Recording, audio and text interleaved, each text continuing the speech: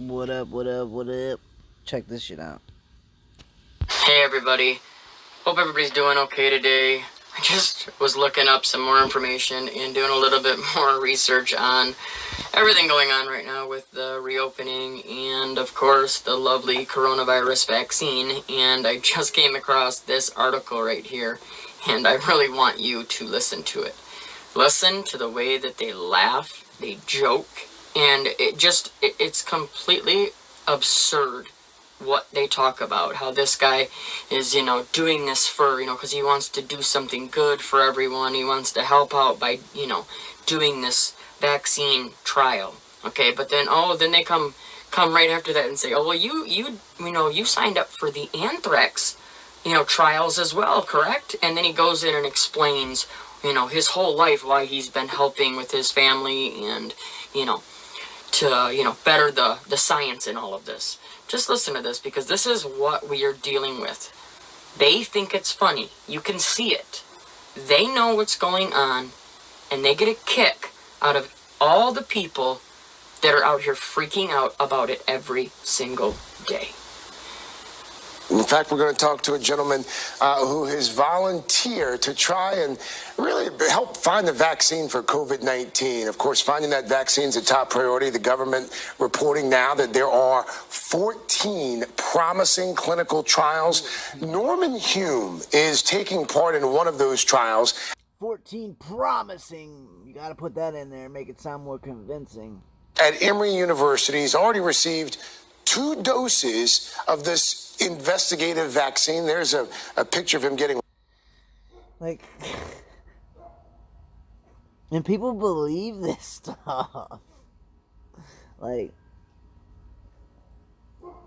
if this isn't a setup to get everybody ready. Oh, well, he's doing it. He looks like a normal human being. I'm a normal human being, so I could probably, I guess I'll go take it. Damn, I almost lost my phone. It's just ridiculous. Like, this, like, can you not see that? One of those doses. Norman, good morning to you, sir. Thanks so much for your time. We should point out that Emory has actually teamed up with a biotech firm named Moderna for this trial. You've worked at Emory University for more than 2 decades. You jumped at the chance to be a part of this trial. Why? You just jumped at it. Yeah, okay. That's a great question. I mean, I've been there for 26 years, and back in March, I was sent home as non-essential, and like so many people, I wanted to help out. I mean, you look at the amazing work. I wanted to help, so I donated my body. Because it might kill me, because it's experimental, investigative, promising. And this dude just couldn't help. He had to come back to work, so he decided to sacrifice his body. I mean, really think about this.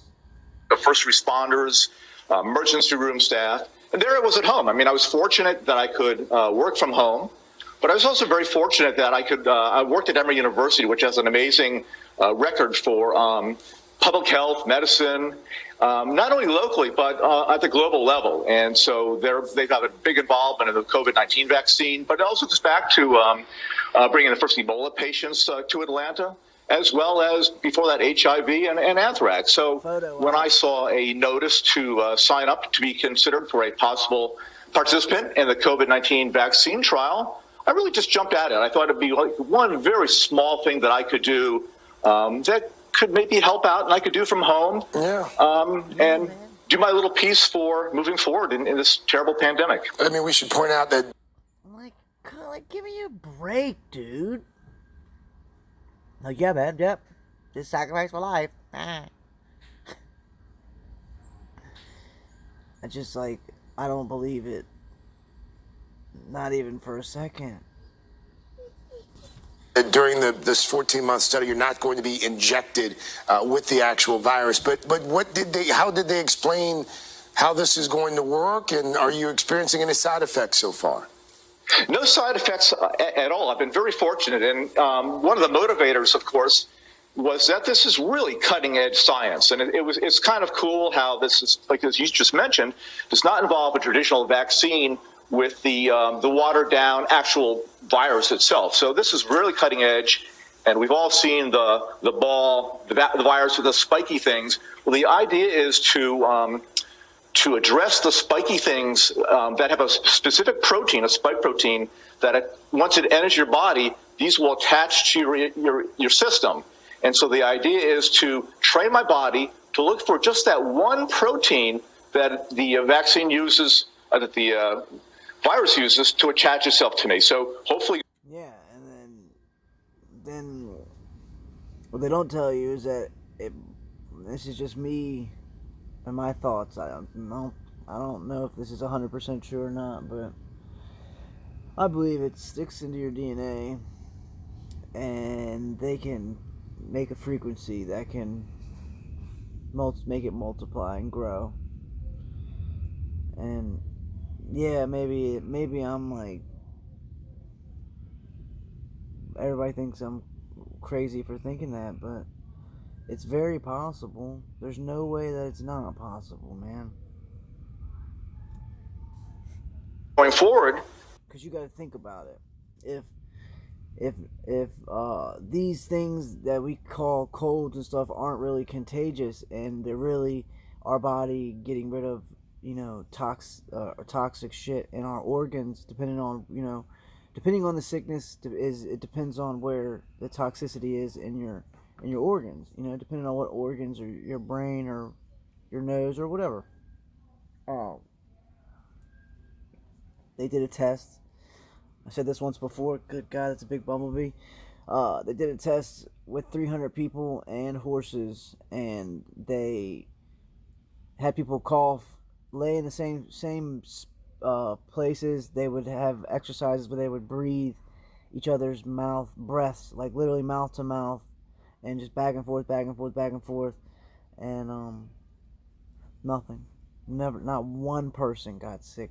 Not one person.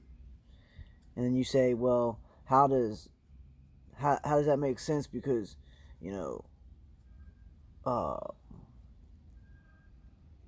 if I get sick and then my mom gets sick next, you got to understand that we've been lied to, and that your body goes through detoxes like that, and a lot of the times, since we're all human, we all go through it at the same time.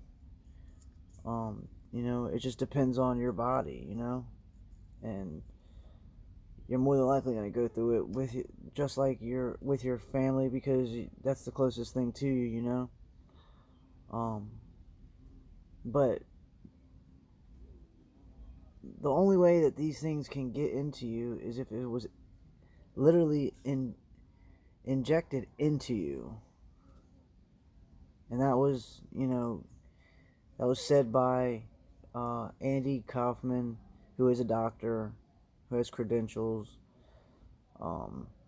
So if that's the case, then that's just, to me, it seems like that's the only. How else are they doing it?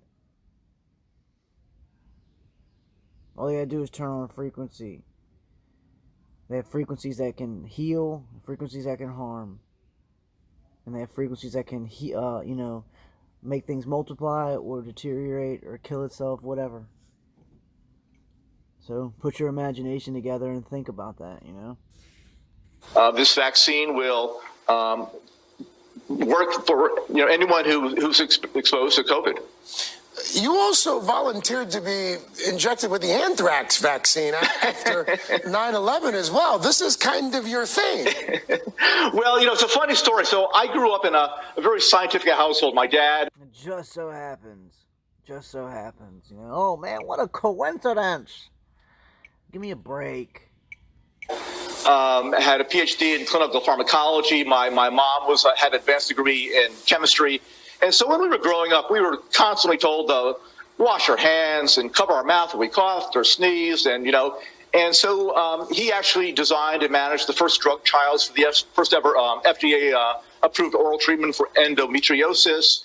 And he would even bring his work home. So I remember when I was like 8 or 9 years old, he brought home, he was working on a project for children's chewable aspirin. And so he brought home these different variations with different flavors of orange flavored aspirin. So he sat me down on the dining room table, pulled out his clipboard and said, okay, I want you to chew each one of these and then rank them in your preference of favorites. So I mean, they were all terrible, but I just had a great admiration for really the process of science, and hopefully, So pretty much what he's saying is that his father has programmed him to be a guinea pig all his life.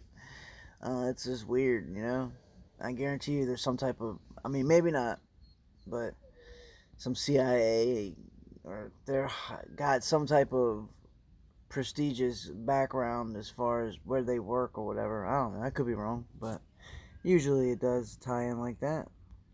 Moving for better health care for everyone. Well, Norman, we're thankful for you. Thank you for your service. Good luck. Keep us posted as well. We want to check in with you periodically. Will do. My pleasure. Thank you for having me. Hope everybody's doing good. We'll talk to you on the next video. Stay in the Word. Jesus is the only answer. Love you all. We'll talk to you soon.